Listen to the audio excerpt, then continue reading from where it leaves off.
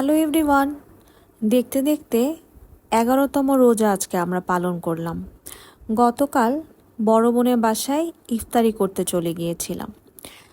আমি এই বাটিক প্রিন্টের মধ্যে একটি কামিজ পরে নিয়েছিলাম।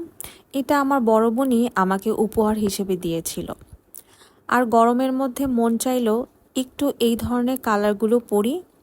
আর যেহেতু ইফতারি দাওয়াত, আসলে দাওয়াত বললেই ভুল হবে, নিজের পরিবারের সাথে ইফতার করছি। আলহামদুলিল্লাহ সব কিছুর জন্য।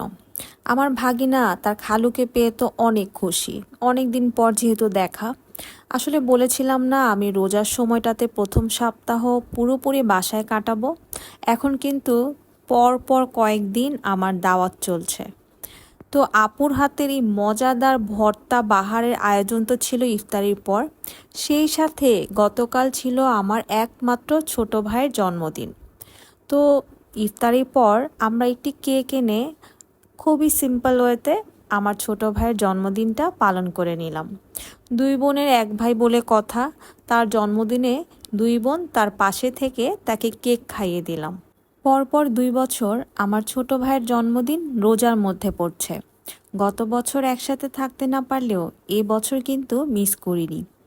আর কেকটা কিন্তু বেশ মজার ছিল। Thanks for watching.